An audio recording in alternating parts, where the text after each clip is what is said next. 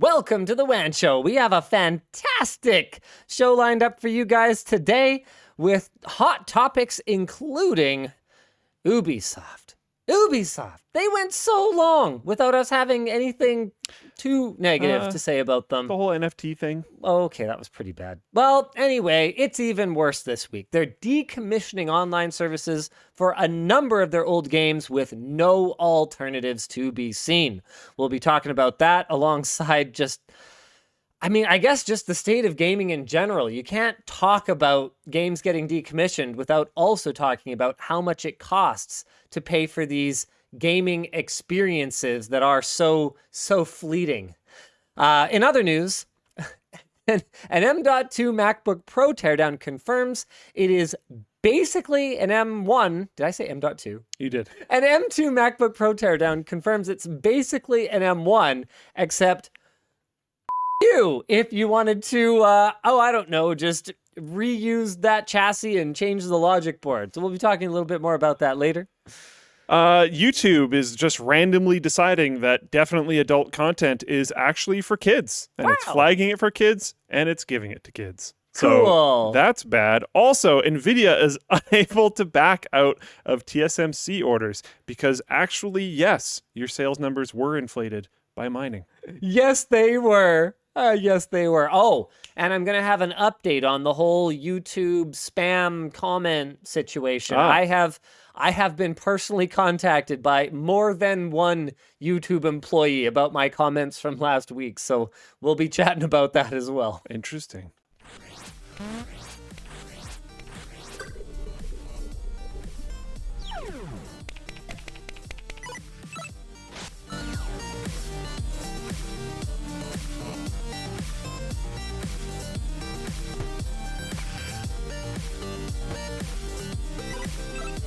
The show is brought to you today by Graphus, Zoho Desk, and Vultr. Why don't we jump right into our first topic? This was actually flagged for me by a viewer. Unfortunately, I'm sorry, I didn't save your tweet, and I forget which one it was, but thank you. They asked me whether I play Anno 2070, because that's one of the games that Ubisoft is decommissioning the online services for. Here's a quote here. Closing the online services for some older games allows us to focus our services on delivering great experiences for players who are playing newer or more popular titles. And some of the ones that are being booted include Anno 2070, Assassin's Creed 2, 3, Brotherhood, Liberation HD, and Revelations, Far Cry 3, and Space Junkies. It's a lot more than that, too. It is a lot more than that. Do you want to actually pull up? Oh, source Ubisoft.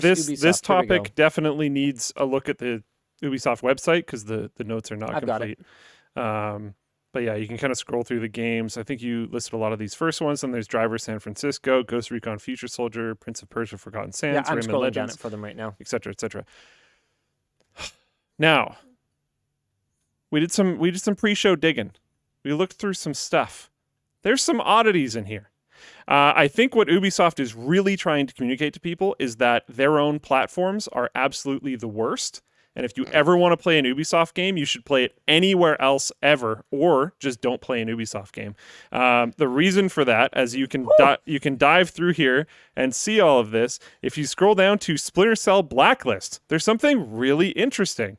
If you look at what happens to PC, it says you are unable to play multiplayer, link Ubisoft accounts in-game, or use online services. If you look at Splinter Cell Blacklist for console, it doesn't say you can't play multiplayer. That is a consistent theme throughout pretty much all of this. If the multiplayer is handled by consoles, it's fine. If it's handled by Uplay, you can't do it anymore. And that is trash. And literally just means you're bad. So stop doing it. Start putting your games on like Steam or something. And if you're going to decom something, decom Uplay, because it's garbage. You are the worst one out of all of them. Give up. Worse than Origin? Yes. Okay. All right. I mean, what does Uplay do better than Origin? Well, download rates are faster on Origin. Yeah. Origin's actually stable. I don't think EA has decommed games off of it. Origin, the platform, is better than like EA games. Okay. let me play devil's advocate here. Okay. If I am Ubisoft and I have specific infrastructure set up to run multiplayer for these games that functionally nobody is playing multiplayer That on. takes borderline no maintenance Who and plays, essentially zero server space. I'm trying to play devil's advocate. You're making it very difficult. Yeah, Okay, that's I'm my advocating job. for the devil, so you gotta at least let me talk. Okay, I have to maintain these online services that are specific to these games, to these titles. Functionally, no one is playing them. I mean, who is playing Assassin's Creed 2 multiplayer? Probably no one. Literally, probably nobody is playing Assassin's Creed 2 multiplayer. I would argue there are alternatives. Okay, can I finish, Luke? I want to advocate for the devil here. Okay. I have a hard enough job as it is without you interrupting constantly. Why wouldn't I take those resources and reallocate them? As a developer, as someone who leads a development team, what is pretty much the worst? Sorry. Really mature. What is literally the worst, like, anchor that drags back current development? Just code rot maintenance, stuff like that. Maintenance, for sure. And are there potential security concerns with having these services running when they are not being maintained? Probably very minor ones, but probably yes. Probably. Okay, so devil's advocate, is it not in the best interest of the current game player base that they discontinue these services for older games that nobody is playing? The best interest that they don't do anything. I'm advocating for the f***ing devil. What am I supposed to do? I don't think this is an extensive amount of work, to be completely honest, considering, as far as I can tell, the console maintainers just don't care at all. Because, like, if Ubisoft, and we'll talk about not caring at all a little bit more later when we start talking about Space Junkies specifically, but if Ubisoft is discontinuing support for multiplayer, you think the consoles would be like, oh sweet, we get to drop it too? As far as I can tell, they genuinely don't care, because it is such a small amount of work.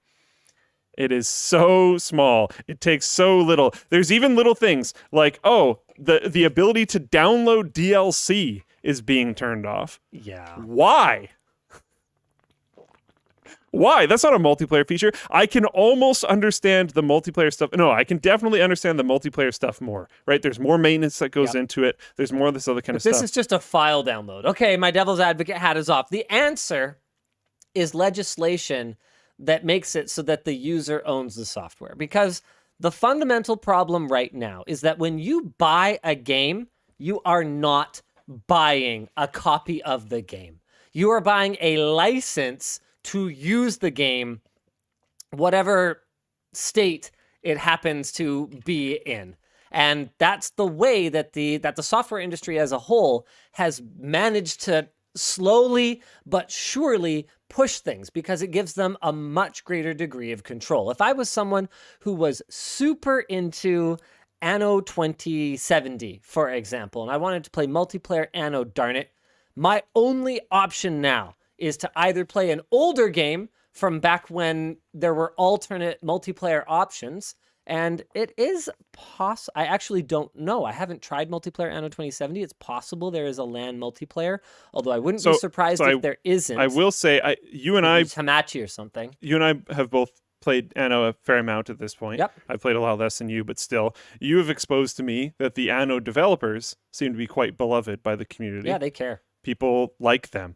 Very not interesting if you know that, but I think a lot of people that don't play Anno don't know that, is Ubisoft Mains, the studio behind Anno, are working on upgrading the aged online services infrastructure to a new system. They're not guaranteeing that it's going to be successful, but it is not surprising to me and makes me quite happy that, like, the Anno team is like, oh geez, we should try to save this. So the problem is that publishers are basically in control. They're creating these situations where your only option is to either play an older one that supported LAN multiplayer, which you could then play over the internet using a service like Hamachi or something better. Does or whatever Hamachi else suck now or something? I don't know. Something like that. Some kind of your own VPN. Yeah. Or you're pushed to buy the new one. The newer one that gets them more money, because as we know, gaming has gone from a product that you buy and then you own Service. to a service that you are expected to continue to pay for. And if you think that this is the only manifestation of that, I mean, we need to look no further than that tweet I sent out earlier this week about Diablo Immortal. I don't think we're ready for this yet. We'll talk about that soon. Yeah, But first, the solution to this is pretty straightforward, but it would require a grassroots movement that I don't see any foreseeable path to. Because a lot of these games that are going to die because of this don't have huge player bases. So Exactly. it's not throwing anyone up in arms Exactly. enough. This will be one of those things where slowly, silently, gaming will have changed completely. We're going to wake up one day and we're going to go, holy crap, I want to play that game from 10 years ago that I loved, and there is literally no way to play it and enjoy it with my friends or my children because it has been wiped from the face of the earth. What we need is legislation that forces these companies to, if they are not going to maintain it. We can't force them to maintain it. I mean, that's fair enough, right? Fine, you released this product and we bought it, and ultimately, you know what, you can't maintain the service for it anymore. Okay, but if there's a community that is willing to put the effort in or the resources into it, they need to open source it then. It's that simple. You must either maintain the tools or release the tools. Yeah, like Subcom, right? Yep. Super, super cool. I also think I would like to make a note here. There's a lot of things we got to talk about, but I'll talk about this very shortly. My family, like my brother, my dad, and I, and Joe, actually, have been playing this game called SnowRunner. My dad's super into it. That's really cool. The multiplayer is rough. There are often disconnects, and if you disconnect, you lose all your progress from that section. That one player just loses because you go all the way back to the garage and it's a trucking game. And it's like, man, if I could just host this server on my local computer, this probably wouldn't be a problem, but we have or on to a go cheap through server in OVH or something. Sure. Yeah. If I have some way to control this, this won't actually be a problem. And that makes it so that there's less maintenance and stuff for the companies to actually do. In a lot of situations, I think dedicated servers are the option and the answer in these cases. But moving on, you just talked about not being able to play a game that's 10 years old. Yeah. Now we have to talk about Space Junkies. Right. Space Junkies is 3 years old. Is being decommed right now. It is not highly rated. I don't think a lot of people play it, but it's a multiplayer-only online VR game from 2019 that is getting decommed. There's some other interesting things as well about this. If you look at the decom list and you find Space Junkies... This is that game that I tried that made me absolutely nauseated in 30 seconds. Yeah. I've been trying to figure out what freaking game it was because I've talked about it before. Whenever I talk about nausea in VR, I'm like, yeah, I'm usually pretty good, but there was this one awful game I played. It drops you, at least this was if this is the one, it dropped me right into the game with an open mic, and everyone else had an open mic, so it was literally like going back to original Xbox days of just children shrieking into your ears for no reason. There was no obvious way to turn it off, at least quickly. I think I did figure it out eventually. If this is the game I think it is, then it's a fucking awful game. Yeah. And anyway, carry on. On here, if you look at it listed, you notice how all these things have screen. Okay, yeah, sure. Splinter Cell Blacklist, it shows PC and then consoles, right? There's two different things happening. There's the PC happening, there's a console happening. Space Junkies, it only shows PC, HTC Vive and Oculus. I think they maybe forgot that Space Junkies came out for PS4. So I have no idea what's happening to Space Junkies for PlayStation VR because they don't list it. So maybe you'll still be able to play it on PS4. What I do know pretty much for sure is they're decomming it for PC, right? Except you can still buy it for $27 on the Ubisoft store. They're decommissioning it in what is it, 2 months or something? Wow. It's still purchasable. $27. Why? Oh, so much of this is just so annoying. And to be clear, if you enjoy Space Junkies, maybe you have a different opinion than I do. That's fine. That's super cool. That's super normal. And this sucks for you. And this sucks because if they were forced to make the tools available, at least if you and some friends wanted to get together and play some Space Junkies old school style, you'd still be able to. Now, this experience, however good or bad it was, is gone. And you might not care right now, but there's releases in here like Far Cry 3. Far Cry 3 is a really legendary game. Yep. You might think right now of the Far Cry series being extremely cookie cutter. It became cookie cutter off of the success of Far Cry 3. Far Cry 3 was so successful that they're like, we're just going to make this game for 10 years. And they're making it so that you can't download or install DLC. Like, no, I'm not sitting here thinking that a ton of people are playing Far Cry 3 multiplayer. But I do think that someone might feel nostalgic about Far Cry 3 down the line and want to go back and play it with all the DLC, and now they can't. The bottom line is that the games industry has just consolidated to the point where I feel like it's so difficult for a small independent studio to compete. And the large players are so focused on how to extract the greatest amount of money possible from their audience that there's no room for anything else. These smaller niche experiences, no matter how little they cost to continue to maintain, are just not even worth the time of bringing up to an executive Because they just to don't present care. the tiny budget that is required for it. So it just gets cut. And this finally does come back to the tweet that I posted earlier this week, where I said something along the lines of, it's probably easier to just pull it up at this point. Something along the lines I've got of, it, actually. Oh, you got it too? Okay. No, I don't. Whoops. There you go. Gaming may be poo now, but as gamers, at least we can take comfort knowing it's all our fault. And the thing that prompted this thought for me was that Diablo Immortal is bringing in, allegedly, this is from Ars Technica, so it's not exactly some random crap website, allegedly over $1 million a day in microtransactions. And it's like, as long as as long as we lie down and take it, it's a third of $1 billion a year. It's never going to stop. And I've seen, man, the kinds of conversations that took place in the replies to this tweet. I wish I could unread, because they're just, come on, guys, like the amount of gatekeeping. Oh, well, mobile games are ruining everything, or this is, mobile gamers are not true gamers, and just all that kind of nonsense. It's like, no. Gamers as a whole are allowing this change to happen. We've been slowly boiled. We're frogs, guys. It started with horse armor, and now you literally will hear true gamers, real gamers, whatever gatekeepy term you want to use for it. You'll hear them say, well, as long as it's just cosmetic, it's totally fine. I'm super into it.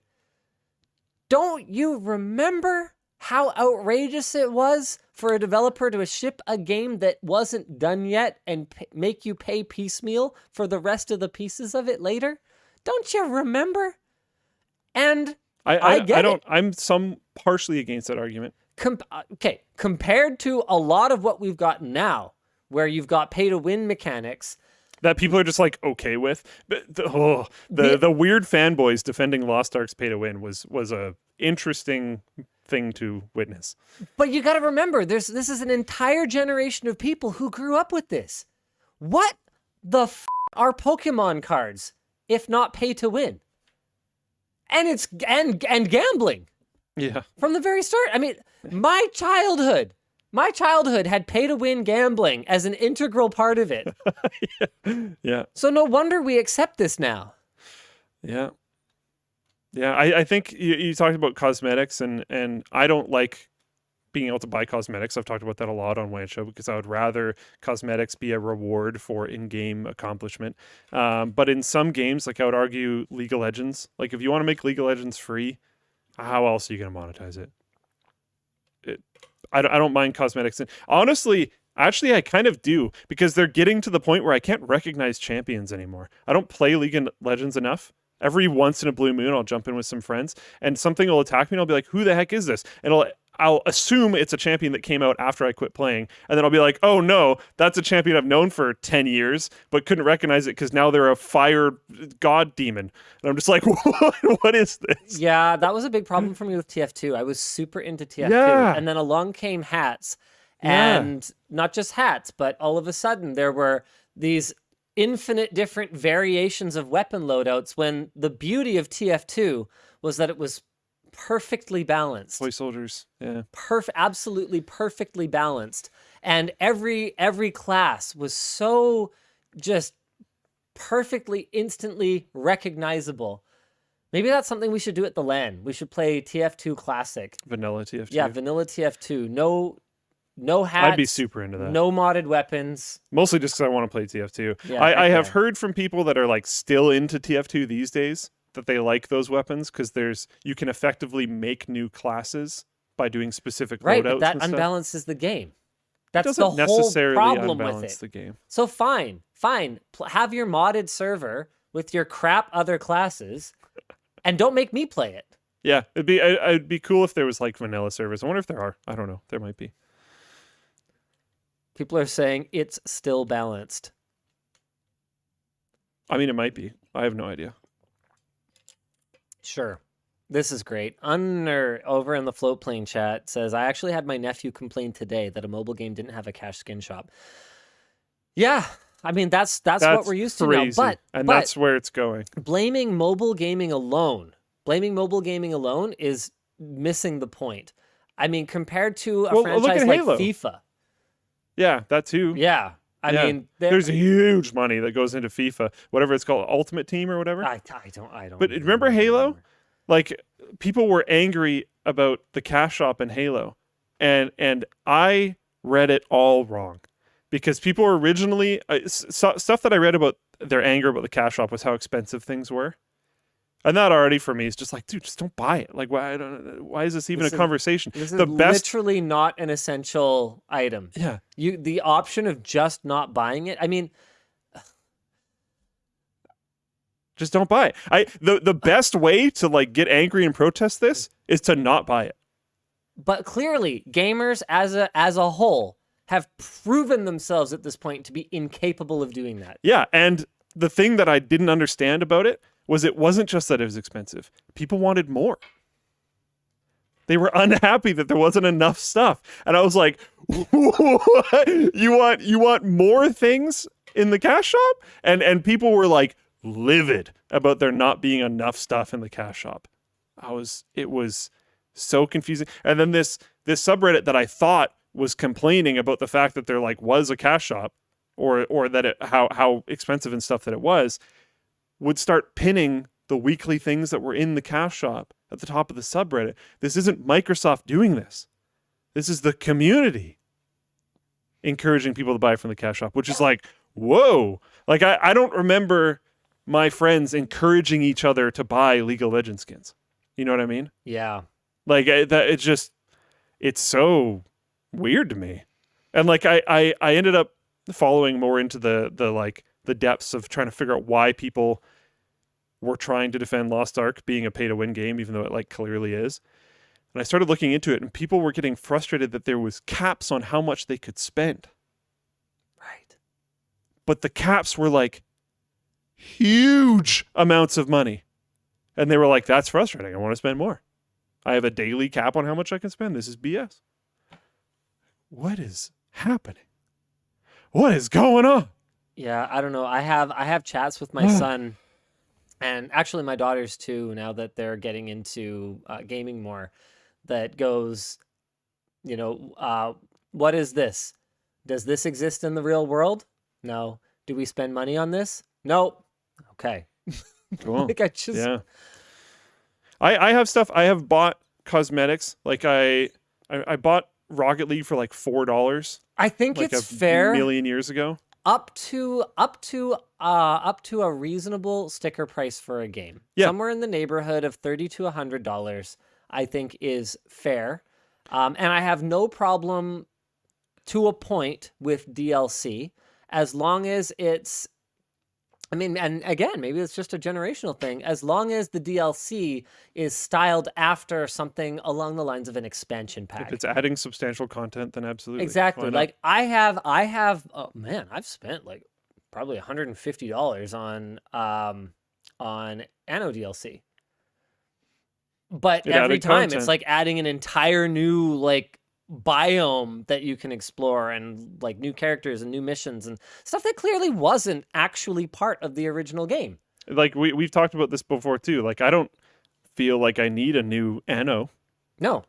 More stuff to do, more things to explore, more new mechanics, stuff like that sounds great. Yeah. I don't need like new graphics or it to be set in a different environment. I mean, there was the Arctic one. Yeah. So like, yeah, I mean, I don't need a new Anno. That's fine. Just give me more DLC stuff every once in a while. Yeah, Beat Saber DLC is another example of what I would consider to be good DLC. More content. You licensed songs. You actually like did work making new maps and stuff.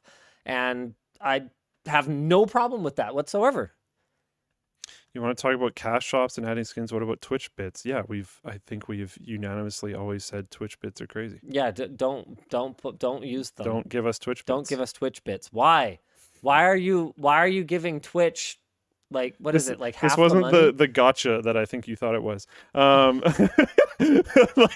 We literally tell our viewers, hey, don't send super chats on YouTube. Do not cheer. You don't get anything. We made it so that you Twitch. get that part for free and you also get merch.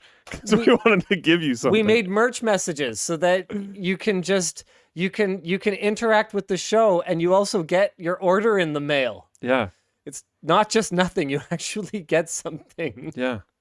Yeah, and like I was talking about Rocket League, I bought it for like $4 and then I ended up playing it like crazy. So I bought some skins. I bought a season pass at one point. I put money in that I thought was highly appropriate for the amount of time that I played the game. And then they were bought out by Epic, and then I stopped. Yeah. But like, whatever. That was the thing. When it was like Insomniac Games or whatever it was before, I was like, yeah, this is a small studio. I want to support. I really like this game. I really like that there's like this competitive, but like extremely family friendly. It's literally just cars driving around game that is able to make it. Like, that's cool. I want to support this. So, yeah, why not? Speaking of the merch store, if you are looking for something to order today, if you want to send a merch message to appear in the little marquee down there or maybe get curated so that we can address it, maybe Belle will choose you today. We've actually got a new shirt we just launched, and it is freaking awesome. It's really cool. Wish we'd had the camera rolling in the pre-show when Luke was like unpacking it from these really awesome bags. By the way, did you notice this? I didn't actually notice that. I thought that was just like generic. I am not a plastic bag. 100% biodegradable. That's cool. Yeah. That's legit really cool. We're working towards... It feels exactly like a plastic bag. That's why it needs the label. Yeah, we're working towards better, more environmentally friendly packaging, but... I even thought the tag was pretty cool. There's no way you're going to be able to see this, unfortunately. Yeah, it says RGB edition. RGB collection. Sorry. So maybe there's more coming in the future. Don't know. It's called the Multi-Nep T-shirt. I know that's a really sort of boring technical name for it, but what it basically means is there's these little flecks of different colors that are woven into the base color, which is kind of like an off-white. It's got an LTT logo embroidered in the front, and it is both extremely comfortable and, in my opinion, super cool looking. I've actually gotten more comments on this particular piece of merch than most other ones. You should get down to this photo so people can really see it. Did I? I think I already saw that one. Oh, did you already see it? Yeah, that one was up the top. My bad. Yeah. We've got a cool little rainbow liner inside the neck to go along with the like RGB collection theme of it. And again, this is also, in my humble opinion, it is very, very reasonably priced, $24.99. It is a fair bit more expensive than our regular blank t-shirts. It's a bit more of a complicated product, and it took a long time to get exactly right, but it looks really, really fun and cool, in my opinion. I'm so tired of wearing black t-shirts. So this little splash of color in my wardrobe is extremely that's awesome. Welcome. Yeah, definitely. Why don't we jump right into another topic? You want to pick one? Sure. Let's jump over. Should we talk about the $1 million a day thing more, or just No, just it's the stop. equivalent of like 2 million subscribers to an MMO? Yeah, wow. $15 a month. Wow. That's a lot. Like, Wow. so because the reason why I wanted to bring that up is like you're comparing business models, right? Yeah. Crazy. And like people are proud of it. Like there's Twitch streamers that were showing on stream, this is how much money I've spent so far, and it was like a counter. So as they were playing and they were spending more money, it was constantly going up. And like people were watching, like that was a hype point. People were watching because they wanted to like effectively see the number go up. Which is definitely helping people not do that. Okay, moving on. Your content, it's actually for kids, says YouTube. YouTube's AI is doing some really fun, cool things. There's a channel called Local 58 TV that found that his explicitly 18+ horror content was suddenly changed to made for kids, and he was unable to change it back without going through an appeal process. The video was labeled as inappropriate for kids manually by him before it was changed by YouTube. It took nearly 40 hours from when the creator went public on Twitter, so much for the standard appeal process, with his complaint for the change to be reverted. Why YouTube would automatically lower the age range for content is anyone's guess, especially when YouTube Kids is supposed to be this like kind of like safe content, safe space for kids. I thought it was supposed to be manually curated. Like that was YouTube Kids. The whole idea, because back in the day there was already that problem with those weird, like really weird, Elsa like Spider-Man, Elsa Spider-Man. things. Yeah. So they were supposed to fix it after that. Clearly not a thing. What garbage. I don't know what else to say about it other than that. I mean, this isn't just harmful to the platform and the user. This is extremely harmful to the creator. On the one hand, you can get a ton of views in YouTube Kids because you've just got these like zombie children, some of which don't even know how to use the phone, just staring at whatever the next thing that pops up. Just comes up, Well, their parents cook dinner or sleep in on a weekend or whatever the case may be. And so you can rack up a ton of views, but if your video is getting served to the wrong audience, it can actually be extremely damaging, because if it will increase abandonment from the video, which can derank you. So other creators like Your Movie Sucks have also been affected, and without any kind of manual fix for something like that, which I sincerely doubt they would have, this could result in long-term damage to their channel, which raises lots of interesting questions. Like, I don't think anyone's ever actually been able to prove that Google delisted them or deranked them. But if they could, does that open them up to a potential lawsuit? Could you sue for damages? Yeah. I think I would be very interested. Yeah, I don't know. Because what recourse is there for a parent who's been assured that YouTube Kids is all family-friendly content, and then there's 18+ horror content, which like could actually like really mess with a small child depending on what it is. I don't know. That's spooky. I'm assuming they're trying to stop ad abuse. Because I think you get more lucrative ads if you make content that isn't for kids, or if you flag it as not for kids, but then it starts like trending with kids. I think you get better ads on it. So I think they're trying to stop that. But in trying to stop that, they served horror content to children. Yeah, but like and I mean, okay, here's a question. What difference does it make if you do allow your content to be viewed by adults if you want to pull it out of YouTube Kids? It just means you will get less views to kids. Okay. I don't really see why they wouldn't just allow you to do that then. Yeah. Very frustrating. In other news, NVIDIA. How bad do you feel for them right now? Not at all. I think it's hilarious. NVIDIA had ordered 5nm wafers from TSMC before crypto winter hit. What that means is that while NVIDIA and AMD, let's be clear, neither of them is some kind of white knight savior for gamers here. No, they're giant corpos. At They will sell GPUs to whoever is most profitable to sell GPUs to. It's that simple, and we saw it proven over the last couple of years. Both of them. So it's pretty amusing for us now to see that they forecasted their 5 nanometer wafer production or their wafer allocation with TSMC based on the kinds of volumes that they were moving selling to miners. And NVIDIA has already been fined for not properly disclosing what percentage of their sales were the result of the GPU mining craze. And NVIDIA, it's really funny. They flip-flopped on the issue. They've gone from we know exactly where every one of our chips goes to, well, we have no way of knowing how many of them are being mined on versus game. Oh, you so do. You so do. Miners do not install GeForce Now, for instance. So you would know if your sales triple and your GeForce Now instances go up by 10%, that probably some of it went to mining, I would think, right? Right, NVIDIA? You can do data analysis, right? And as much as I tried to get people to not install GeForce Now because of all the telemetry crap, I'm sure the vast majority of people do. So it's convenient. It is what it is. I like it. Anyway, the point is NVIDIA booked 5 nanometer wafers with TSMC before they realized that their sales were going to go, which means that the upcoming RTX 4000 series GPUs could have a very good supply.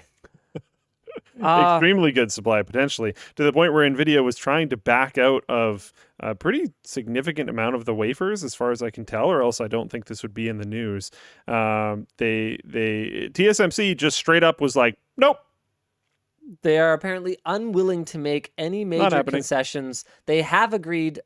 Oh, I think this has got to be allegedly. I'm not actually sure if this is confirmed, so I'm just going to say allegedly because I'm not double checking it. But they've apparently agreed to delay first shipments by 1 quarter or even to Q1 2023. But if NVIDIA wants to bail on any of these orders, they will apparently be responsible for finding replacement customers. Our discussion question, this is funny. Our discussion question is, who could NVIDIA find to take their orders? Well, let's see. There's Intel's GPU, which, as far as we can tell so far, is an absolute dumpster fire. Intel isn't going to need any more of those. Wait, is that even? No, is that even on TSMC 5 nanometer? I don't even think so. TSMC 5 nanometer. I mean, there's the upcoming iPhone, but isn't Apple actually forecasting a reduction in demand as well?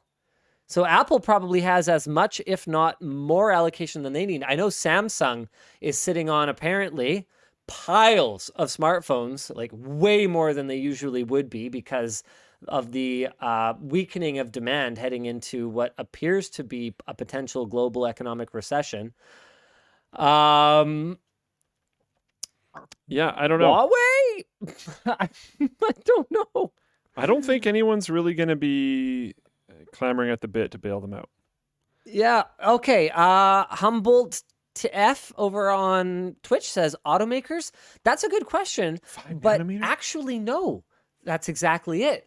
Automakers don't need that kind of performance, so they don't operate on the cutting edge node. They don't even operate a node or a couple of nodes back, unless their name is, maybe Tesla is on. I was going to pretty say modern nodes. There might be some like really expensive automated driving cars. Yeah.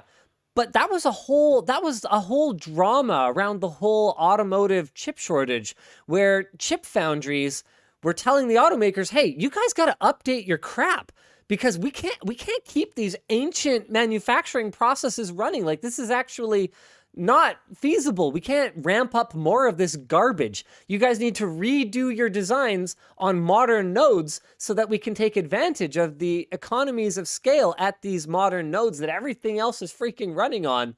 And I mean, of course, the smaller transistors and smaller chip sizes and better power efficiency, like, guys, get with the program. So no, they would be the last ones to step in and take over 5 nanometer production. Dandrax says drone manufacturers. No, not even close. 5 nanometer. Wow. They don't need it. Yeah. New Nintendo Switch asks Whiffs. I mean, that would probably be awesome. A Nintendo Switch with 5 nanometer performance and power efficiency. I'm super down. Nintendo enjoys releasing on last generation's Last generation's a low performance Yeah, fair enough. hardware. Yeah. I don't think so. Flying Crocodile says AMD. Yeah, but you got to understand, AMD probably has the same overbooking issue. The exact same problem. Whatever is being reported about NVIDIA almost certainly applies to AMD as well. Like, there's... Yeah. Cheap chips for gamers. Someone's saying data centers, but data centers would buy completed From NVIDIA. products. Yeah. Yeah. Yeah. They're going to buy the GPUs. They're going to buy whatever. They're not going to buy the wafers. Because they're trying to sell wafers. They're not selling like... They're selling fab capacity, right? Yeah. That's really expensive. Yeah. Yeah. It's rough. Oh, that is rough. Something that isn't rough, if we want to transition off this topic. Yeah, sure. No more Facebook account requirement for Quest 2. We literally talked about this on last WAN show. Yeah. And apparently they heard this podcast and no one else has complained. No. Dare I say good guy Facebook? Finally. Yeah. I mean, it's a good thing. It's a good thing. I don't think they did it out of the kindness of their hearts. I don't think this was a good guy move as much as they saw it to be a logical necessity moving forward. Because there's some really weird things. Like if you're a company and you want to set something up with I was going to say Oculus, but if you want to set something up with the Meta Quest, God, it's such a terrible name. You have to set up like Facebook accounts with real people's names and assign them to those headsets. That's really weird because it has to be like a verifiable name, or you have to like trick them with something that sounds realistic, which is what, as far as I know, most like corporate outfits are actually doing. But it gets very odd. And yes, you can buy whatever, the enterprise one, as if most corporations are actually doing that if they're small. If you're like some giant massive corporation, sure. But if you're some small corporation, you're going to go, no, I'm going to buy the cheaper one and fake-o a Facebook account and make it work that way. Floatplane chat is so mad. They're like, no. Lapsed Memory says, that's like saying good job to Thanos for adopting a child whose parents he just murdered. Whoa. And they point out that even though you no longer need a Facebook account, you do still need a Meta account. Which is owned by Facebook. Let's go. That helps a little bit. I mean, it is better because you don't have to necessarily like tie it to a public Facebook account that like has your name and everything on it, which is whack. You can link your Meta account to Facebook and Instagram if you want. So that's real cool. Hope you're stoked about that. Oculus account users will be able to continue using that account until January 2023. Then you will need to move to a Meta account and a Meta Horizon profile. I heard that's the new Meta. To continue using the Meta VR device with your Meta blah blah blah blah blah blah. Ugh. Hate it so much. Join the metaverse. As of now, many users attempting to log in via Facebook have faced issues. Some people reactivating accounts to use their Quest 2 have been met with instant suspensions. Nice. Oh, boy. Remember when we owned our software? We talked about that earlier. Yeah. Remember when we owned our hardware? Pepperidge Farms remembers. Yeah, then there's some notes about how Meta's next VR headset might be called the Quest Pro. The name was found in code from Meta's Oculus mobile app.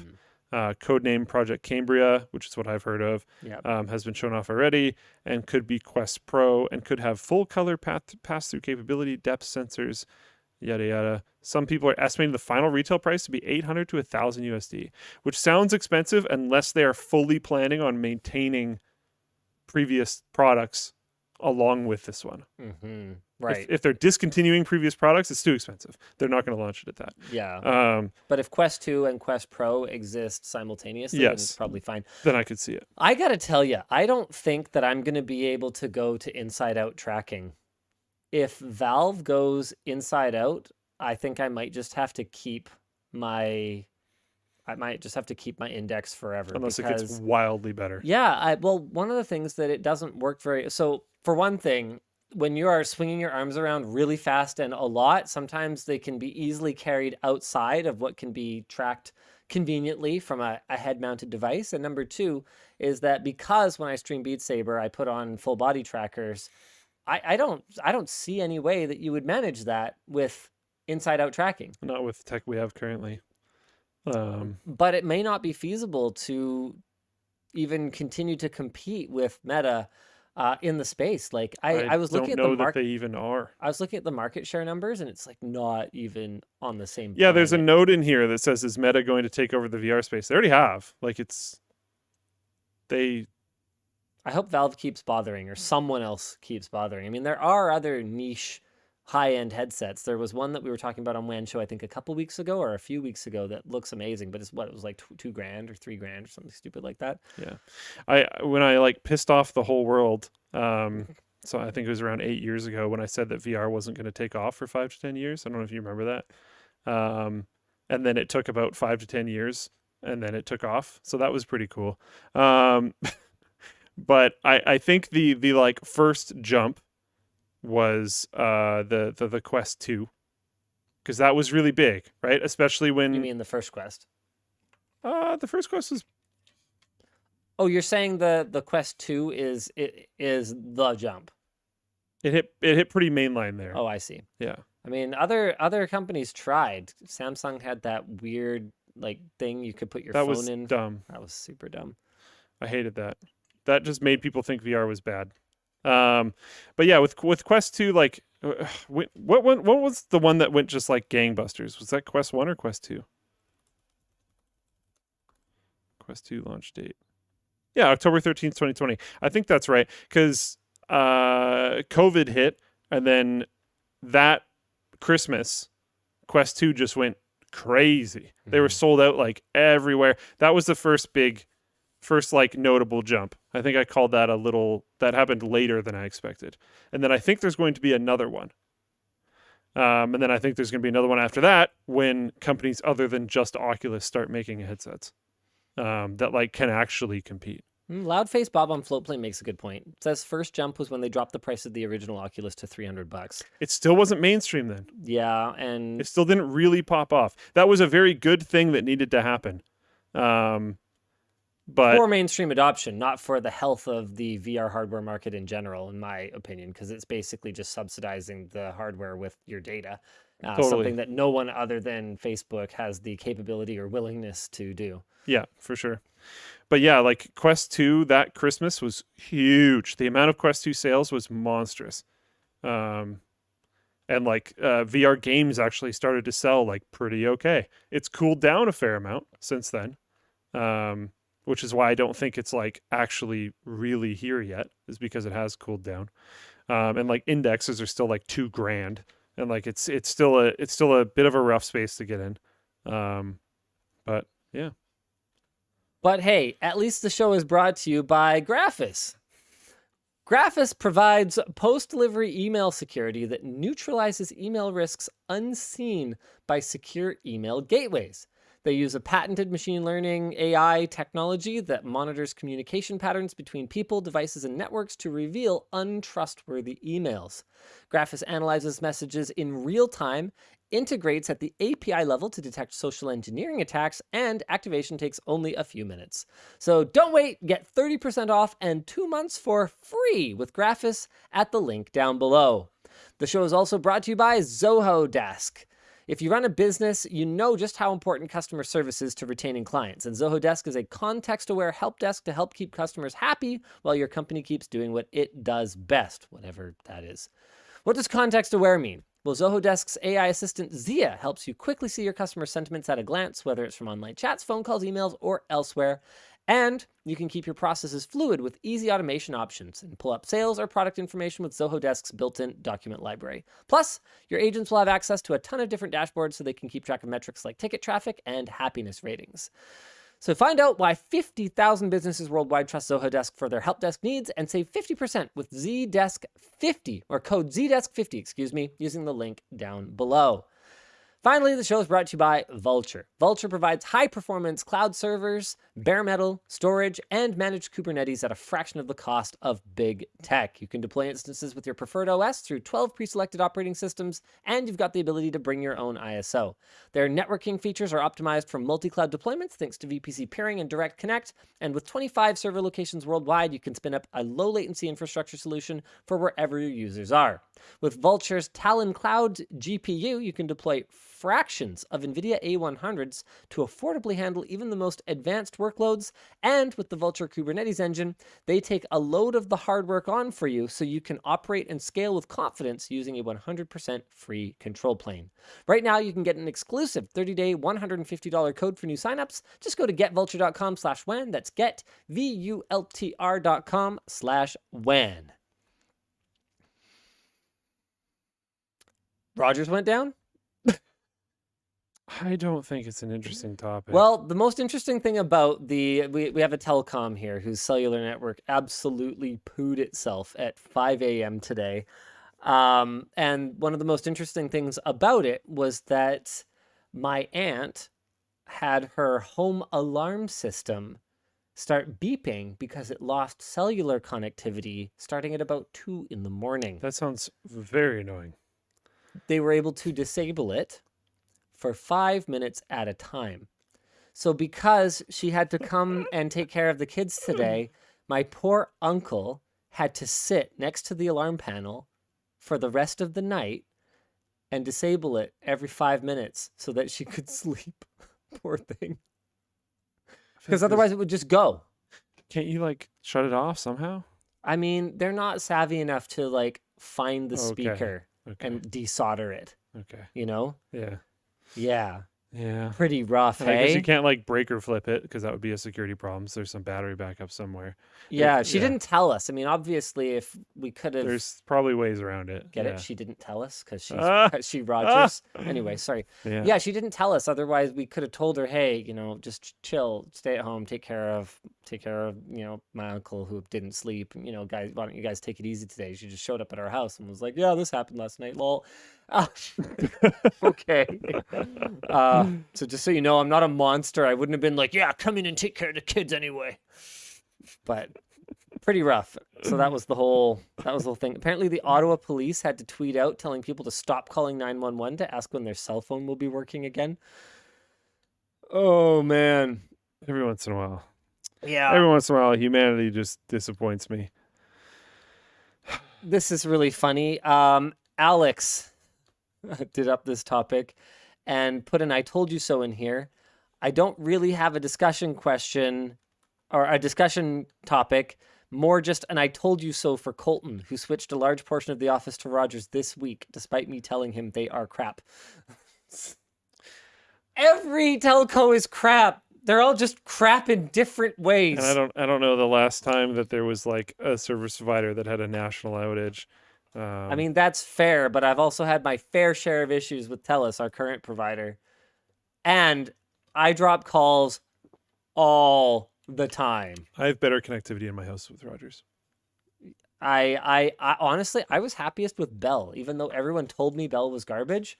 I was like, I don't know, my data speed, I don't know if my data speed's fast or whatever, but like my calls don't drop. That was a while ago. It's probably because you stayed in specific areas. Yeah, it could be that I was just As far as my understanding goes, Bell's really spotty. Yeah, but that's the thing is everyone told me that. If you're in a good spot, then... And yet here I was sitting thinking that calls disconnecting was some kind of like third world thing because I hadn't had a call drop in literally years. Ugh. Hate it. Yeah. Yeah, that's about it, though. I don't think there's really a ton to say. You know what I don't hate? Let's talk about Wide Care. Oh, man. What a name. I know, right? What Wide a name. Care. It's an extended warranty service that is only available in Japan, provided by Nintendo, called, Wide Care. It grants customers up to $750 in repairs or 6 repairs per year. The warranty covers both accidental and water damage to your Switch, controllers, and the dock.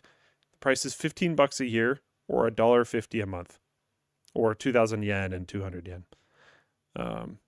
And the yearly subscription can actually be used outside the warranty period. I would actually, that's not really even a warranty. in my opinion, at that price. That's closer to an insurance policy. And in a way, extended warranties are kind of an insurance policy, but the fact that this can be, as far as I can tell, done on just an ongoing basis makes it different from an extended warranty. That's what makes it an insurance policy to me. I'm sure they'll stop providing it at some point. Well, yeah, but the Switch has already been out 4 or 5 years or whatever. And it says that, as far as I can tell anyway, that you can sign up for it. Like now, you have to buy extended warranties typically at the time of purchase or within some short period, and they're for a finite amount of time. Just being able to have peace of mind that my whatever thing will continue to serve whatever purpose on an ongoing basis, I pay $15 a year for that. That's not bad. I would have been viciously against it if it wasn't really cheap. Yeah, but that's what I'm saying. Like the price. It's super cheap. It's not extended warranty pricing. It's like insurance pricing. Probably something won't go wrong, but if it does, hey, great, I've got insurance, right? Like that's the whole point of it. Apparently, they will cover up to $750 in repairs or 6 repairs a year. And in my opinion, I think it's a really good deal, especially for a mobile device. I would hope that this doesn't address right to repair concerns. No. And it doesn't make Nintendo suddenly a good pro-consumer company. Yes. People in chat are pointing this out. I was thinking about this already, and it's already in the doc. So I think there's quite a unified conclusion on this. If this covers Joy-Con drift, like everyone should get it. Yeah. I mean, basically, I don't know. Joy-Con drift shouldn't be a problem. Ooh. No. Absolutely. We installed third-party Hall Effect joysticks in the Steam Deck today. Good. I have never used a game controller that made me feel like I really had fine control. I never played Dreamcast. Never had a Dreamcast. It was awesome because you got to remember, not only does a Hall Effect sensor have a much better longevity because it's magnetic based rather than potentiometer based. If it's centered perfectly, it will be centered perfectly every time. And Valve also has a tool on the Steam Deck to allow you to adjust your dead zones. So if you know you have an outstanding, reliable joystick that will always center perfectly and always read perfectly in every direction because it uses freaking magnets, how do they work? Then you can reduce the size of your dead zone. Oh, cool. Okay. So my dead zones were so small that even playing an FPS game, because that's what happens when I try to play FPS games on a controller. So I'm like, oh, it's not moving, it's not moving, it's not moving. And oh, off we go, right? But I was actually able to fine tune it and aim. That's pretty sweet. Oh, that's cool. Oh, I love it. So one thing that I just thought of about the current topic, sorry to derail slightly, but is that they entirely get to decide how much the repairs cost. Who does? Nintendo. Oh. Right? They're the only one offering the service. Right. So up to $750 in repairs, but like, how much does it cost to replace a Joy-Con? Yeah, that's fair. I don't know. That's a good question. Yeah, we'll have to see. I don't know. I'm not like overjoyous about this because I would rather it was more of a right to repair situation. I would rather that there was some form of solution given for Joy-Con drift. I don't think Nintendo is a saint of a company. They have a lot of issues in this regard. It's cheap. It is only provided in Japan. Yep. I wouldn't be surprised if this didn't go outside of Japan. Yeah, there's a lot of only Japan stuff that companies like Sony and Nintendo do. Yeah. Or Sharp or someone's saying Joy-Con guys. Repairs are free. You can send them to Nintendo and they will repair for free. Yeah, for now. But I think what Luke's saying is there needs to be a long-term solution. Hold on a second. Constantly sending your controllers out and needing to wait like a super long time. Stop spamming it, by the way. But okay, I'm just gonna start banning people. Loudface Bob says Mad Catz made a good one. A good Dreamcast controller. I mean, I find that very difficult to believe. I doubt that. Did Mad Catz ever make anything good? Apparently they still exist. Really? Which I was surprised to Did they see. get bought out? I mean, I don't know, maybe. Yeah, look at this. Mad Cats dare to lead. Aren't these the same products that they had like a decade ago? I don't think so. Like, this is a different rat. I mean, a lot of the branding is the same. I remember them having like a strike keyboard back in the day. The rat looks very similar. It might technically be different, but this looks really, really similar. It's a triumphant return of the beloved rat, apparently. So yeah, I think it's supposed to look similar, Luke. I don't think anyone. I mean, their site is not even loading pictures for me right now. This is amazing. I don't think anyone loved the rat. I mean, the other PM that I worked with at NCIX who was in charge of Mad Cats loved the rat. He was so desperate to sell rats, man. Oh no. What else we got today? We also have a deal of the week. Okay. This is odd. If for whatever reason you were to find yourself needing a lot of hats, hats for you and all your friends, the deal of the week is buy 4 dad hats of any style on LTT Store and get them for 50% off. 4 hats for $40. So, yeah, need lots of hats in lots of different styles? Let me tell you where you can go. You're going to want to go clothing, okay? Wait, are hats clothing? Are they clothing or gear? There we go. Dad hat. And here you will find all the different styles. Like washed black, khaki, gray, blue, red, and other more different black, deep black. All right, cool. So there you go, guys. You need a fresh supply of dad hats. We got you covered. We should probably do a couple merch messages, actually. Bell, hit me. Hello. First question here. Speaking of Nintendo, any updates? Did we ever hear from Nintendo after the video was posted? Nope. I mean, it's still early.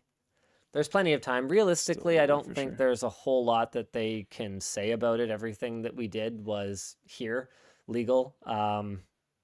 It's just one of those things where my position is that Nintendo has a lot of growing up to do as a company. They need to just chill out a little bit, figure out what their value add is to gamers and stop intentionally antagonizing them. I think they could actually be more successful if they took a more open approach to both their hardware and their software.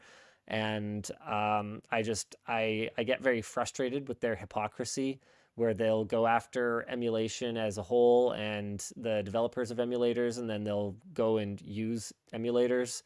Like, okay, are you against it, or do you view it as a valuable tool? You can't really have it both ways. It frustrates me when companies have games that have like very prevalent competitive scenes and then they just like pretend they don't exist. It'd be nice to see Nintendo like engaging with the Smash community or whatever else, although that community is like super sketched, so little questionable, but yeah. From Alan, as a guy who runs a high school esports team and helps the tech department, do you have any thoughts on high school esports teams? Oh, hold on. I want to clarify something. I think it was actually Sony that used an emulator in a product that they ended up releasing that was not developed by them. Was it them? Guys, help me out in the chat here. It was Nintendo as well. I thought so too, but I'm not immediately finding it. So, sorry, what was that, Bill? From Alan, he runs an esport team at a high school and wonders what your thoughts are on high school esports teams. I mean, I don't really see it as any different from a high school chess club, or like I was in the group that represented our school at the physics Olympics. Hey, me too. Like, what's the difference between that and any other organized school activity? I don't know that.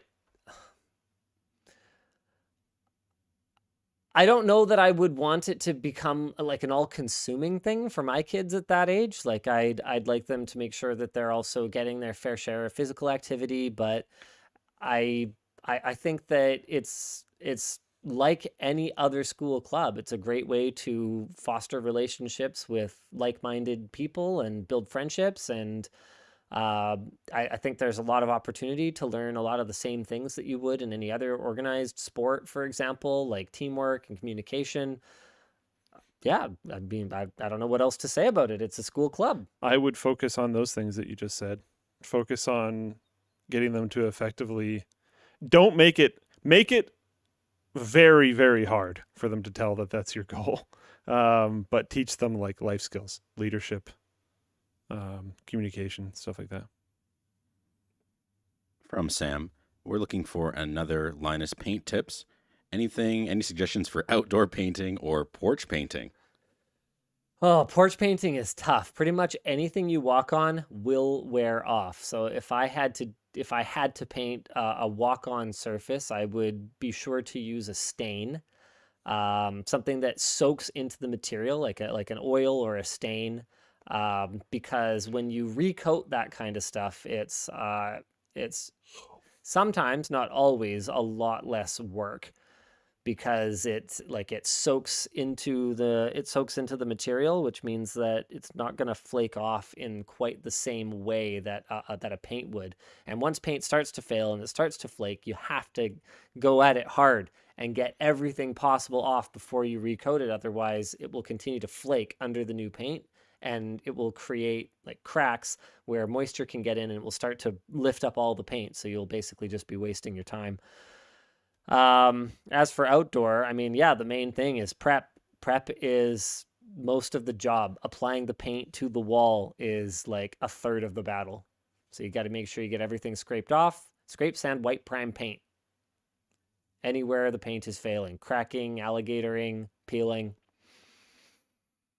It's a lot of work. From Nathaniel, hi Linus, question on your role as CEO and the future of Elon and Partners. Do you envision becoming too big for you to candidly engage with your community, or everything in the works? Oh, I mean, there's Can't- lots of stuff that's going on that we don't necessarily talk about. yeah, I mean, I want to talk about more things. We shot a lab update today that I think is going to be a really cool video. We basically went through every member of the lab, both new, like on probation, and established, and looked at what they're working on. The probationary people had to wear Fallout Guy masks and a Guy Fawkes mask, so because they're still anonymous. But anyway, Is that the? Yeah. Okay. yeah. It's the development team. Yeah. Yeah.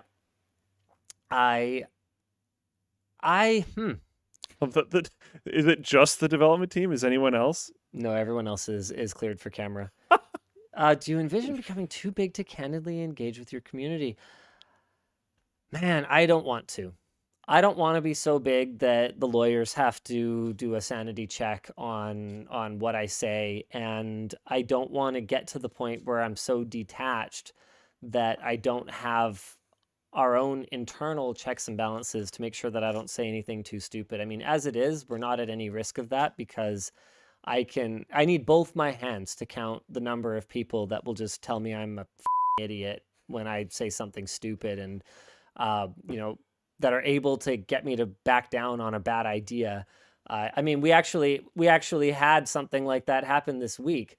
I was in a conversation with Colton, and we were like, hey, we should embrace the whole name of the whale LAN and just make every ticket like a whale ticket. So every ticket includes admission, a WAN hoodie, a desk pad, a tour of the office, a food truck voucher, thing for 3 meals a day and all this. And we should just have like put all these like bundles together, and it should be like $500 tickets. And we were like, yeah, let's do it. And on the surface, it's actually not a terrible idea from a business standpoint, because the reality of it is we only have a couple hundred seats. And there was a lot of value being baked into those tickets. We are going to sell through that couple hundred seats like that. If it was $1,000, it would sell through in like 15 minutes. So really, whatever price we ultimately settle on is how much revenue do we want to make from the LAN. We have no way of expanding the capacity because it's going to be in Lab 2. We're actually going to be in the warehouse of Lab 2 running the LAN. It's going to be freaking awesome. And that was a way for us to maximize that revenue for the company, which we need, while also providing a really solid value to anyone who buys the ticket, because it was going to be like a bundle deal. However, Luke made a really good point that was like, hey, like my dad and my friends won't be able to like afford that and go. It's like, especially like, okay, fair enough. We haven't announced a date, but the date will not be super far out from when we do announce it. And if the ticket's like $250, $500, that's a lot of spending money to come up with on a super short notice. If it was planned like 6 months ahead, maybe even then, it's still a lot of spending money to throw at one event. And like, yeah, you are getting other stuff. You're getting the mouse pad potentially. You're getting this hoodie. Like there's a lot of value in there. And my pitch to Luke, how sick would it be if all the pictures and video from the LAN were people in this like uniform gaming, like everyone's wearing the same hoodie? That would have been so cool. It'd be pretty cool. But there's also issues with that. If people are coming to LAN, they're very likely super fans. They might already have one of the hoodies. Yeah. So we don't want them to end up with a second hoodie. So yeah, to be pretty rough. Clear, we're not doing that. Yep. So we'll figure out something that kind of makes sense, and I think we'll try to have like bundles and add-ons as things that people absolutely can buy as part of the experience. Like I think we'll probably do studio tours. We've done them during LTX before in the past, and it's been a pretty fun way to engage with the community. Coming back to that question, do you envision becoming too big to candidly engage with the community? I think if I do, we will completely lose. I think we'll fail ultimately. So I don't think that I'd love to think that we have a leadership team that could carry on without me. I'd like to think that we will not stop engaging with the community, whether it's reading comments or talking to people like this or whatever that ends up looking like. And I mean, Luke and I both intend to sit in with the general population at the LAN, not because we have to, but because that's something we want to do. I don't see that changing anytime too soon. From Joshua, hey Luke, we all know starting Floatplane and running it hasn't been easy over the years, but according to you, have there been any memorable or best parts of running the Floatplane system and team? I will say that that's one of the downsides of having an all remote team. Is like I think we've done a good job of especially like talking to other people that have worked on remote teams and talking to my friends who have managed remote teams and stuff. I think we've done a pretty good job of like keeping productivity up and doing things like that. I think our meeting structure has been good and mentally healthy for people and yada yada yada. But not having everyone together all the time definitely reduces. Or ever, because of COVID. Or ever, yeah. Because we were supposed to have these like yearly meetups around LTX, and then that's obviously not a thing. Hey, we should fly them in for the LAN.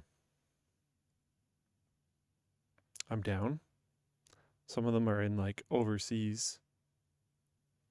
Okay, I'll ask. AJ's like, LAN? I want to LAN. Okay, well, I guess there's at least one.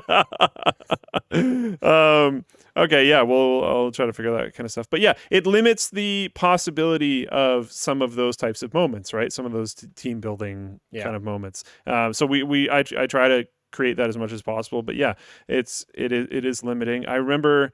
One of my favorite times, I think there was a crunch. I don't even necessarily remember what it was for, but I remember Verified Actual Gamer. No, but that one was actually really good. That one was cool. It was a Floatplane feature crunch, and it was when I had my office was your current office, and I remember being there until like 6 a.m. or something, and just like anytime you're in voice chat with people working on something, and it gets past like 3 a.m. Things get a little wild. yeah. So that was good. And I mean, there's been a lot of them. It's mostly like the things that we have created have been like really cool, and it's the accomplishments and stuff. It's not necessarily the like day-to-day moments, because we are literally disconnected. Right. So yeah. Let's bring them out for the LAN. Cool. Sounds good. Yeah. From David, sad to see the LTT intros disappearing. How's that experiment been going? Any insights to share? Overall, viewership is up on the channel pretty consistently over the last 6 months. It's been slow going. It's really noticeable how much YouTube is emphasizing shorts, and I think a lot of it's coming out of promotion for back catalog. That's my gut feeling. I don't have detailed analytics to share with you guys where I can prove it. Like that's the challenge, right? It's always changing. It's like it's shifting sands under you. So you do your best with it. You pick up your divining rod, you try and find algorithm water, right? It's hard to say because we're always changing so many things, whether it's topic selection or, writing style or like the text that we have at the beginning of the videos now that's designed to improve retention when people are scrolling with their audio off, try to kind of hook them into the video. It's just, you're changing so many things. It's hard to tell what exactly is making the difference, but overall viewership is super, super healthy across the empire. I actually have a dashboard that allows me to see all of them at once now, but I'll need a minute if I'm going to try to sign into it to show it to you guys. I would say, though, gut feeling wise, that reducing the amount of filler in the first 30 seconds of the video is almost certainly a good thing for long-term viewer satisfaction. Yeah.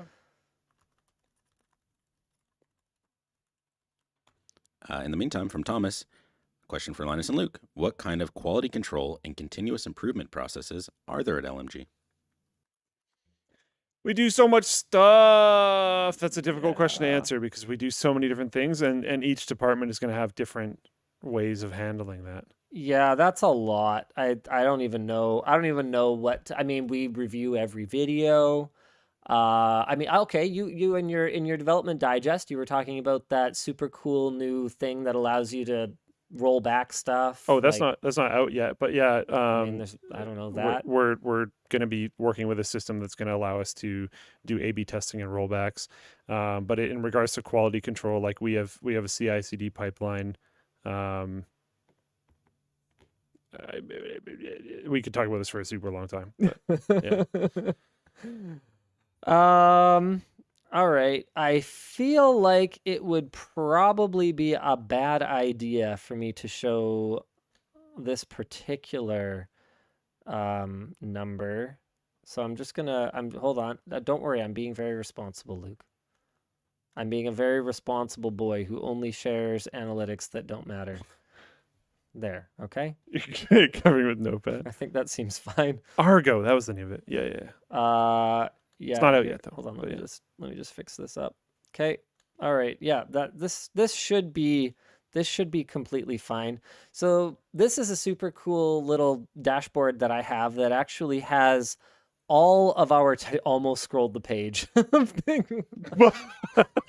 So close. You didn't do it though. That's a win. It has all of our channel videos on it. We can see things like what's performing better than it was, what's performing worse than it was, what's getting views in the last 48 hours, or I believe this real-time one can also show 60 minutes. No, this one doesn't, I don't think.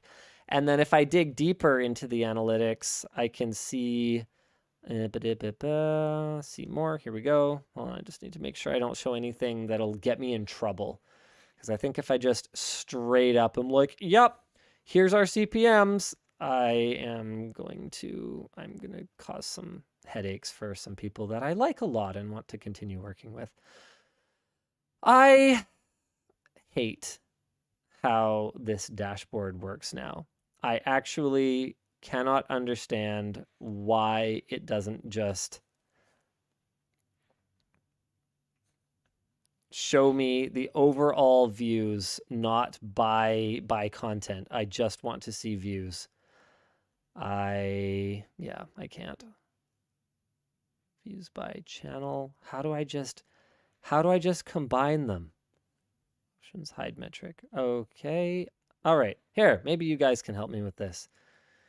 There you go. So you can see all the channels here. Can I unselect LTT? Oh no, I can show only LTT. Okay, cool. So if we look at only LTT, we only got this dashboard a little while ago, so it's only going back to February. But you can see overall this trend line is up. Obviously, we have our spikes and our dips. And then if we take LTT out and take out also the channels that really don't get a lot of views, like they're just movies. Channel super fun, super spiky. So I'm going to pull that out. You can see that the overall trend is towards more views, which is, obviously the objective of what we're doing. More importantly, the business team, the merch team, the labs team is all working on ways constantly to help us monetize the content better, because at the end of the day, if the only lever that you have to pull is make more content, eventually you're going to collapse under your own weight. We can't have 300 channels that we're managing and expect to do it with the kind of polish and quality that we do now. Care. It's like when you go to a restaurant and the menu is like 10 pages deep and dense, and there's just a bajillion things. It's like, oh, this probably isn't going to be very good, because they're probably Unless it's not. Cheesecake Factory. Oh.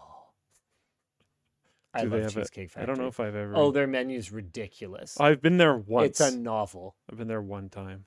And I know it's trashy. I like it anyway.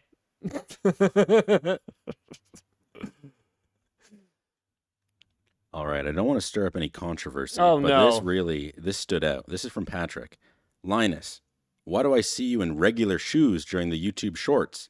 Are the socks and sandals a scam? That is concerning. Yeah, this is a problem. My sandals broke, and I've been too lazy to replace them. Wow. Yeah. That's actually surprising. It's like next level. Yeah. Fun fact, the only reason I ever replaced any of my sandals ever, I have never bought a pair of those sandals, those like Echo sandals that I wear. My aunt would always buy them for me. Yeah. And then I told her, I'm a grown-ass man, you can stop buying me shoes at some point. And so she did. And now I don't have shoes. Except the Vessies that Vessi sent me for free. So I put those on. These shoes? Yes. Do you know They're when awful. Do you know when I got those? Was it around the time you started working here? Sure was. There are massive holes in them. The right foot, I put them in the dryer one time, and it got caught in part of the dryer because I didn't have a dryer bag for my shoes because I was too cheap, and it got caught in the sidewall of the dryer, so it has a permanent uplift on the end of it. There are identical rips on each shoe because I stopped because of COVID, but when I used to do boxing training every week, the side-to-side movement would stress out the same part of the shoe. They are ratty, but they don't sell these anymore. I actually put a bounty out for a pair that were this size that was I think it was $300 or something. Yeah. I was like, I really just want these shoes, and you just can't get them. I have never worn a pair of shoes that fit as nicely as these. And it's not like, oh, it's because they're worn in. I remember when I first put them on the store, I was like, whoa, these are perfect. I should have bought a bunch. That's what I did with the badminton shoes that I have now. I should have done that. I found a pair of court shoes that was these fit me like a glove. I bought 6 pairs. Yeah. And these are just racked, right? I've gone and tried to spend good money and buy nice shoes because I think you should have shoes that fit you well and stuff. And I can't find anything that even remotely compares. I've tried a bunch of different brands. I've tried to I don't know. I can't figure it out. Oh man, never change, Luke. Never change. From Andy, it's been just over a year since your Don't Build a Hackintosh video. Do you think Hackintosh is dead?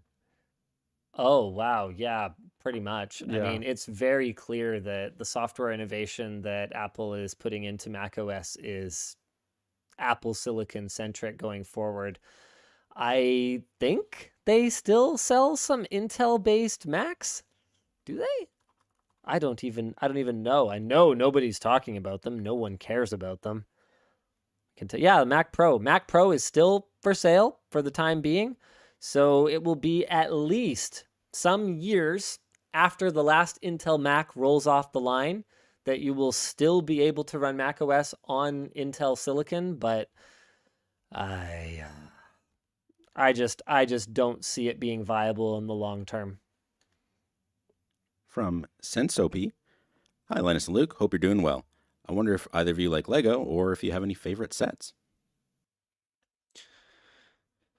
I feel like I'm feeding into my own stereotype today, but Lego's really expensive. It is, okay? I never got way too into Lego when I was a kid. I think partially because my family had some financial struggles and Lego's really expensive. But I think it's pretty cool. My girlfriend for Christmas bought me this little there was like a plants and animals Lego release thing, and she found one that was 2 budgies, and they like somewhat color matched the budgies that we have. So she bought me those, and I built that and put it together, and it was pretty cool. I enjoyed that. I thought that was cool. The ones that you have are sweet. I didn't know those existed at all. I actually ended up looking them up after I got home, and then was like, I'll leave that to him. But they're really cool, like the piano and stuff, and they have this whole architecture line. I think that's awesome. Yeah, really cool stuff, just really pricey. And I don't know what I would really want to do with it when I was done. That's another Yvonne really kind of likes problem. the flower ones. We're actually using Lego flowers in place of real flowers in our house because they just look like, if you don't look closely, they actually look pretty convincing. And then if you look closely, like, oh, cool, they're that's Lego. kind of cool. Yeah. Yeah, so that seems like a very us thing to do, but it's not the kind of thing that I do enjoy putting the sets together, but I've just never found that I had the vision to come up with my own stuff. Like my 8-year-old daughter will put together more creative stuff out of the spare parts bin than I would be able to come up with. That's what I really liked with Lego. Is like back in the day we had just like I don't think we ever had sets when we were growing up. But we had just like a bin of like some whatever. I don't know if we got it from it doesn't matter. But we had just like a bin. And I had a fun time just like making whatever. I would make things to like push my little model cars through or whatever. I don't know. That's fun. AJ Techie 369 asked me if there's an update on the on YouTube following up with me regarding the comment spam. So I do need to give you guys that. Maybe we can take a merch messages break and go over that for a little bit. Yeah, maybe let me make sure that this is not like controversial or anything like that. Yeah, it looks like I have been invited to speak with YouTube. They're continuing to investigate, and they want me to talk about any of my experiences on any of our channels around impersonation, porn bots or scams, crypto bots or scams, ad scams, users being directed toward Telegram, Signal, WhatsApp, etc., conversations between seemingly fake users and comments, other types of spam or scammy behavior. And I am going to try to make time for this. I would really like to see an end to this problem on the platform. So anything that I can do to help, I think would be a positive thing, especially if I'm going to call them out. You know, the least I can do is if they do reach out and say, you know, hey, we value your feedback. You know, what can we do about it? The least I can do is actually provide that feedback, right? So I also heard from a friend who works at YouTube, sort of. I mean, it's like a business relationship, but, you know, we chat about not business too. Yeah, friendly. Yeah. Just kind of clarifying if I have increased strictness turned on all my channels. Clearly, our discussion last week has penetrated the YouTube bureaucracy. Am I correct in understanding that the majority of these are in replies rather than root comments? And apparently there's action. There's action being taken. I'm glad to see it. And hopefully they will take strict enough, decisive enough action that we can get rid of the problem, expunge the scammers, and then slowly work our way back towards, you know, the features that are nice to haves as long as they're not being abused. Yeah, like I'm going to hold praise back until they do something. Yeah. And I still think it's ridiculous that they're like, are you telling me these are mostly in replies instead of look Yeah. It at doesn't your seem- own platform. I mean, I literally screen capped as we live discovered Yeah. the problem last week, but yes. Still, So I think the amount of credit that is due for them reaching out is not super high. But if they Well, do something about it, it's better than nothing. yes. If they do, well, I don't know. I don't actually think it has any value if they don't do anything about it. That's why I'm kind of like withholding praise personally for now. If they take action, if they do things about it, then sweet, that's good. But yeah, Jim Zen2 on Floatplane says, there is apparently a deal at Walmart on the Lego flower bouquet. The marketing AI is listening. That is the creepiest stuff, man. I can't prove it. I can't prove it. But anecdotally, boy, does it ever feel like that happens, doesn't it? yeah. You're talking about something and all of a sudden your ad feed is full of make an offhand comment about blow up dolls and all of a sudden all my ads are for that. I mean, I've never searched for that before. Of course not. Yeah. Why would you? I've genuinely never understood the appeal. It's very weird. But What, blow up dolls? Yeah, you're more Yeah. of a real doll guy, right? I mean, if I was choosing between the two, then yes. Yes, he can afford it. He won't buy shoes, but boy, can he ever buy a real doll. Oh man, that's funny.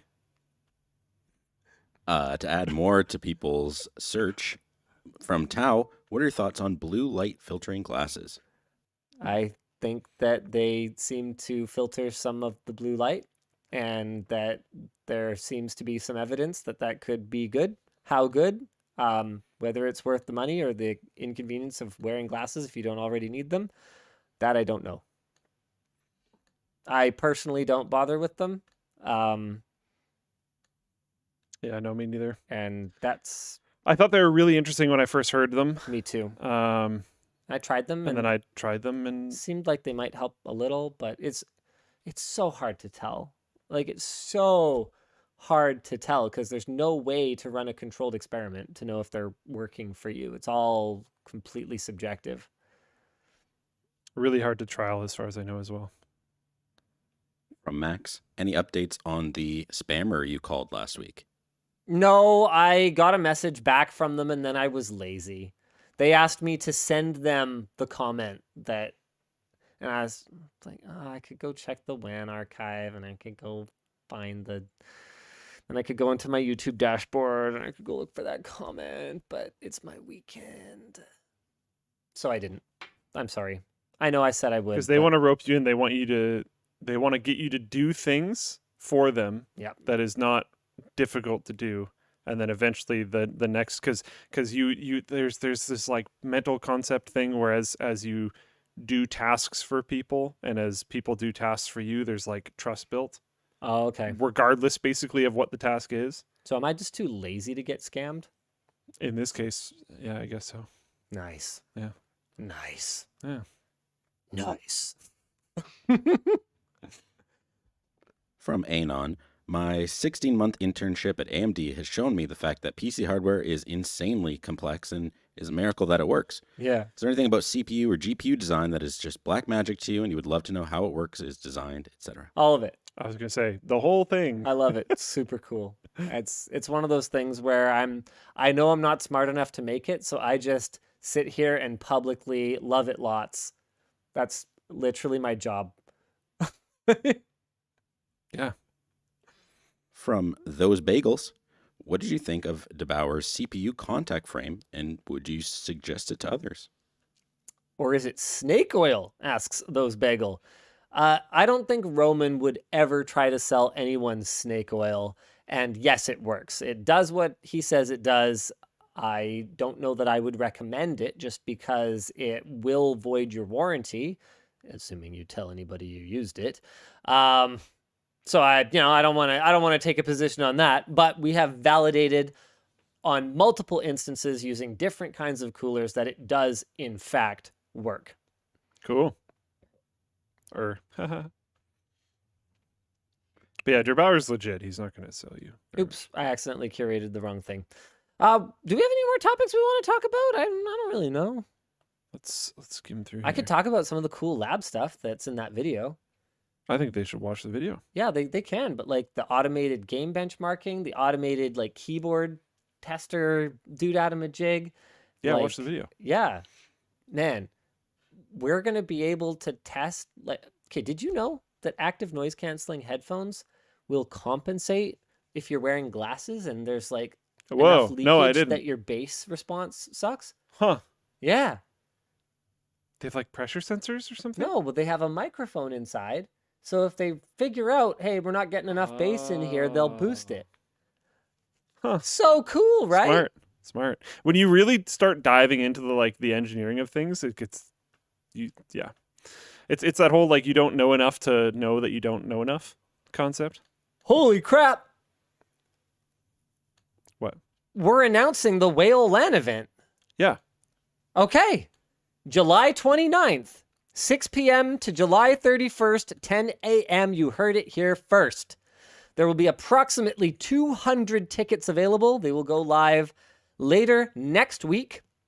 The location will be New Lab or Lab 2, depending on which name you prefer for it. So just right near the office here. There will be Linus Power Hour, Game of the Hour. Events include Linus Power Hour, so Game of the Hour, where you have no choice but to play the game that I decide. Is an hour long enough? Yeah, I think so. Because there's setup time, right? It'll start. Okay, we'll figure it out. I think an hour is long enough as long as we're actually playing for an hour. Are these like back to back? Like how does the Linus Power Hour No, work? there will be gaps of do whatever you want in between Linus Power Okay, hours. sweet. Then it's great. There will also be tournaments and challenges for prizes. I want to cast a Rocket League tournament. There will be food and drink options. You should let Chase know then. Yeah. There will be an LTTstore.com merch booth, maybe some other booths, and members of our team will be at the event. I don't know that any of them will be like paid to be there, so I can't guarantee that they'll be there or that they will stay or whatever else. If it's boring, then you'll have to just excuse them for f***ing off and going home. They may decide to sleep at home because they live around here or whatever else. I'm going to stay as much as I can, but yeah, I'm not quite the whippersnapper I once was. I don't think I'm going to be able to stay up from Friday morning when I have to start work, do WAN show and everything, and then stay all the way up until Sunday at 10 a.m. I might have been able to do that at one time. Yeah, no. Not now. If I do that now, I'll be out for like 2 weeks. No, I would definitely come down with something. Yeah, exactly. I reached a point around 25, I guess, where I started getting sick. Every time I pulled an all-nighter, every single time. And Yvonne would be like, look, are you not seeing the pattern here? I'm like, no, I have no pattern. I can't do that. Anyway, super exciting. I asked the local Floatplane guys, I'll extend it to the rest of them, but I asked the local Floatplane guys, like, hey, do you guys want to go? And they're like, yes. So they'll be there, which is going to be cool. Yeah, that could be a problem. What? We have 80 employees and approximately 200 seats at this LAN. Are we even going to sell any tickets? I think there's 50 reserved. Okay. All right, cool. Well, that's good. Like, I don't mean out of the 200. I mean, I believe our actual maximum capacity is 250. Okay. All right. People are saying that they can't get off work and travel with that little notice. Don't take this the wrong way, but we kind of did that on purpose. This is not LTX. No. This is not a worth traveling for spectacle. Wait for LTX if you're not local. This is intended for people who are at most maybe driving up from Seattle. AJ asked, can we play from the main LTT office? What? You're just going to like hide? No. You're gonna fly all the way over here and then hide in a separate building. Jeez. Play World of Warcraft over in the office while everyone else is No. Yeah, World of Warcraft will be banned. We should do like like some form of like router rules that blocks certain like MMOs and stuff. And it's just like, no, you need to play LAN games. I'd be super extra down. Yeah. Anything else? There was the whole the M2 MacBook Pro teardown confirms it's basically an M1. iFixit tore down an M2 MacBook Pro in a recent video. Cables, standoff, screws, grounding pins, etc. all the same. The logic board, though, is a little different and supports the M2 chip. The heatsink has square corners rather than rounded ones. Ooh. The only major change aside from the chip is actually a downgrade. The storage on the entry-level M2 is slower than the M1 due to the different configuration of the SSD, so it has fewer NAND chips, which means that reading and writing in parallel is no longer possible. This is only true for the base model, though. This is the part that I thought was interesting. Sounds like you should be able to take an M2 board and just stuff it into your M1 MacBook Pro, right? Wrong. iFixit tried this and made the swap successfully, but the trackpad, keyboard, and Touch ID sensor no longer functioned post-swap. Thank you, Tim Apple. Very cool. Discussion question here. Why would Apple so blatantly and unnecessarily block repairability? If someone had a failed logic board in an M1 MacBook Pro, why couldn't they just put an M2 logic board in there hooked up to their old battery and screen and everything else? Because you. Yeah, that's pretty much it. There's really nothing other than they just want you to buy new computers. That's it. Yeah. I could get into it. I could get more mad, but that's all that is coming down to. They don't care if you waste a bunch of stuff. They want you to buy new computers.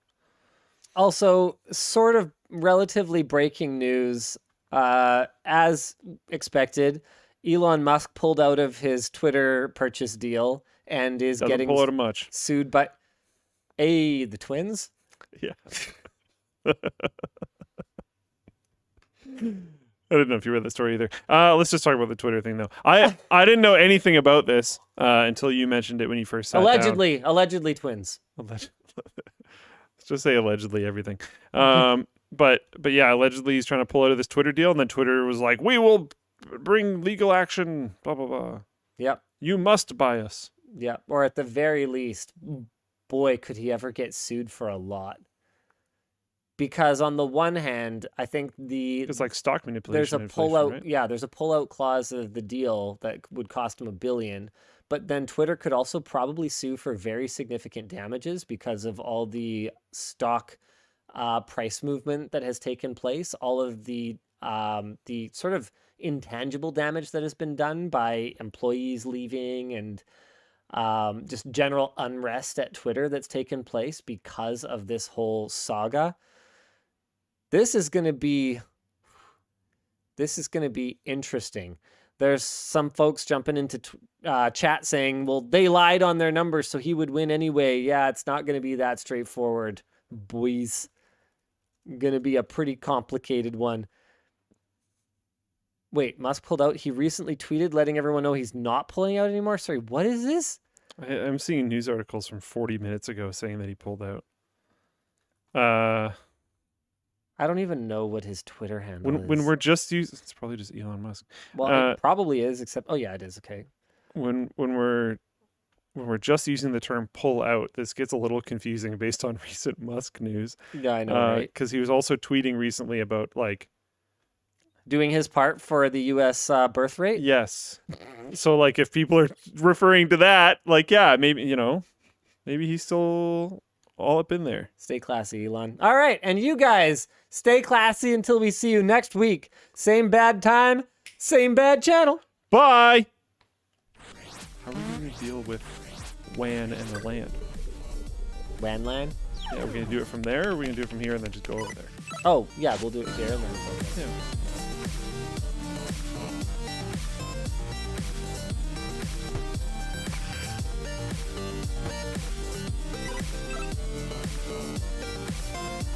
Oh, hold on a second. We can't end just yet. Sierras13 asks at Luke, Hammer update? I can look.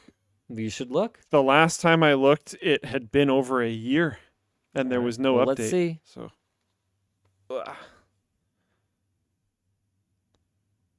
this is gonna take me like a while. I can just check for next show. Okay. Yeah, I'll check for next show. But there's almost certainly no update. I think it might actually be abandoned now, but we'll see. Is this thing gonna like work at all? Or oh, there we go.